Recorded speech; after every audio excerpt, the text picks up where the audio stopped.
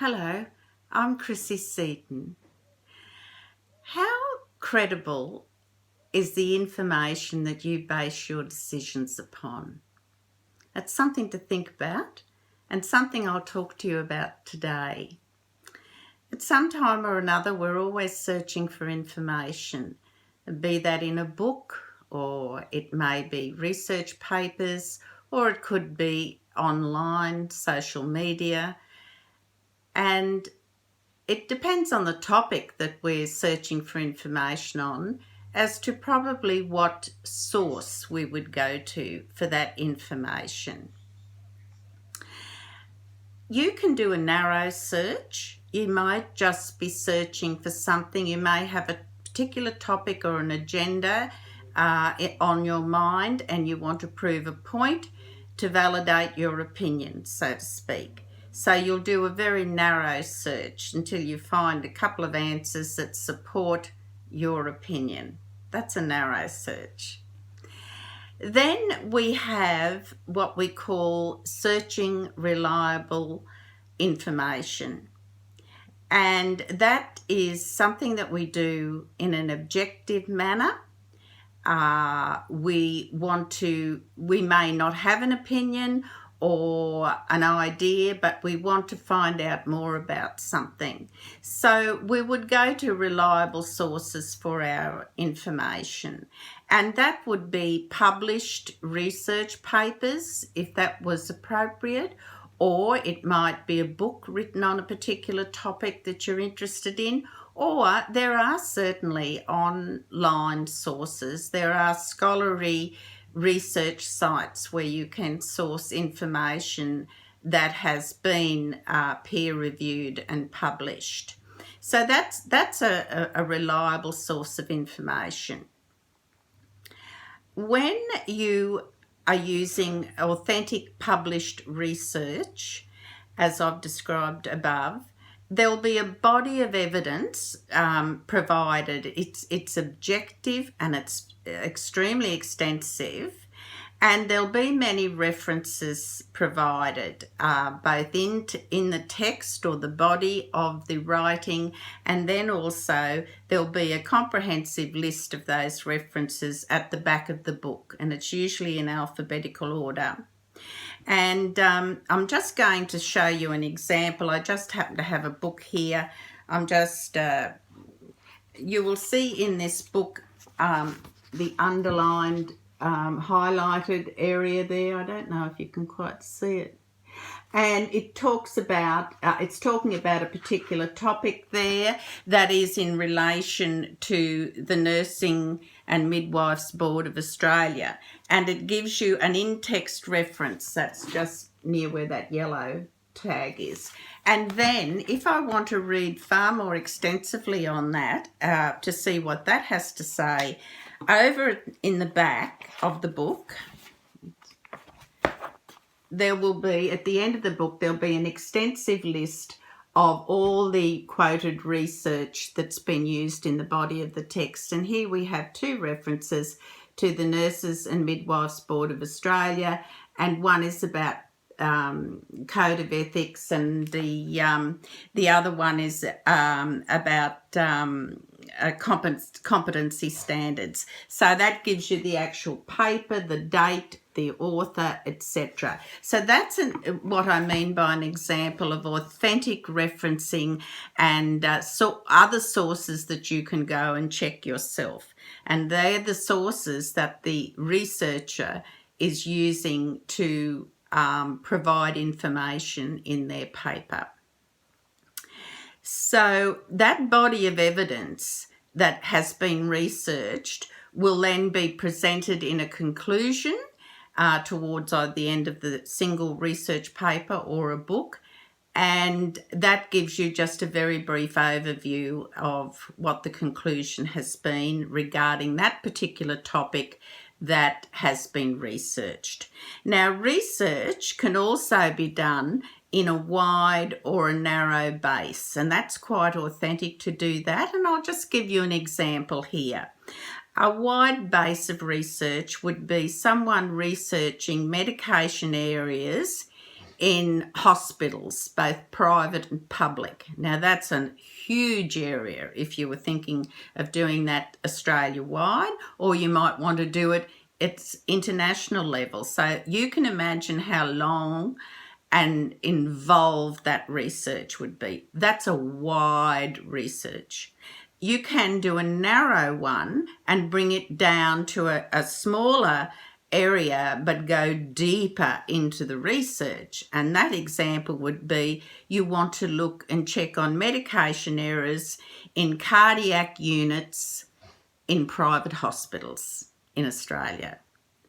So do you see the difference between a wide search and a narrow, deep search? So you're probably wondering now, how does this all relate to Noahides? Well, I keep coming back to the same theme. Know who you're learning from. Know what the topic is you want to know about. And in this instance, we'll talk about the Noahide laws. So the information that you currently have, is it from a reliable source? Is it an authentic source? Has that information been provided by a learned rabbi? Now, I mean a rabbi that is learned in the fundamentals of the 7 Noahide laws and any associated topics that would accompany the 7 Noahide laws. So I'm not talking about a lone rabbi that has just come up with an idea. I'm not criticising a lone rabbi coming up with an idea, but how much information do they have and how long have they been dealing with the Noahide laws? What is their field of expertise and their experience? In other words, what's that rabbi's credentials? Do they quote references? Do they back up what they're saying? And or on another instance, you could be involved with a fringe group, for instance, that has this cacophony of ideas and opinions, which can lead you to an immense amount of confusion and often set you on the wrong pathway. So again, beware who you're learning from and where they're coming from. What is their agenda? So if you're not learning through the guidance of an well-established group or a particular rabbi, you're doing your own research, and essentially that comes down to you wanting to make up your own mind. And that may be for various reasons. You may not know where else to go, or you want to make up your own mind because you don't trust rabbis. I have heard people say that they've just come on to discover the 7 Noahide laws, but no, they're not going to listen to the rabbis. I'm going to make up my own opinion. I know better. So where does that leave you? Where does it leave you? Well, 2 things come to my mind: ignorance and arrogance. That is a dangerous pathway. These rabbis, some much more learned than others, some older, some younger, they have a wealth of experience and study that they've gone through. They know about these things, and then some go on to specialise in a particular field of either the Jewish faith or faith for the Noahides, and the list goes on. Some are specialists in halakha laws. Some are specialists in how to correctly slaughter meat, and it goes on the list. So they have this wealth of information and texts and references, and those rabbis have learned rabbis as mentors for them.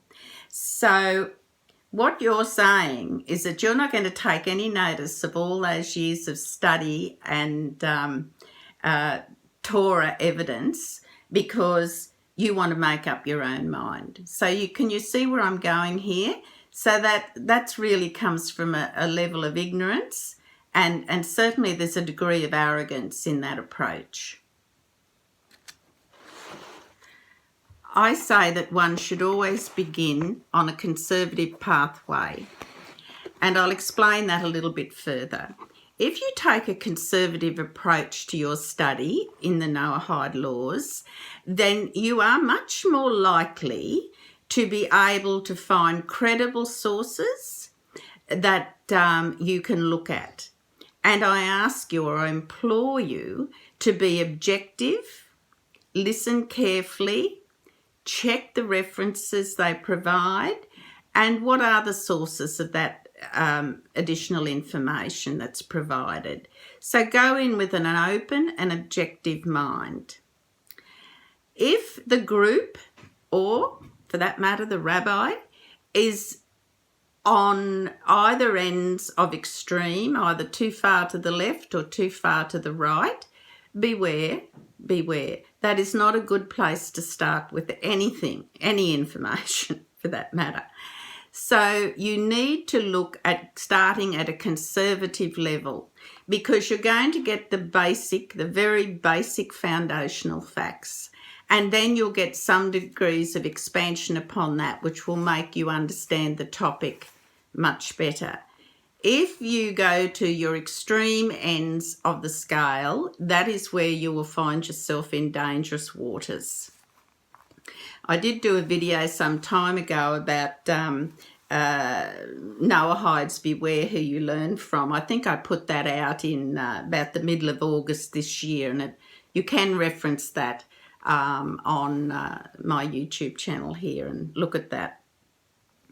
So, you want to find out more about the 7 Noahide laws. So, I continue to caution you, and it's heartfelt caution. I want to make that clear. I'm not trying to be critical of anyone, but I just have lived many years and I recognise pitfalls fairly easily now when I come upon them. So when there's little or no reference or points to the actual teaching or the origins of the content that you are looking at, then what you end up looking at is just an opinion. If they're not quoting references, leading you to Torah references or to other scholarly writings and research on the matter, then you're coming up with an opinion.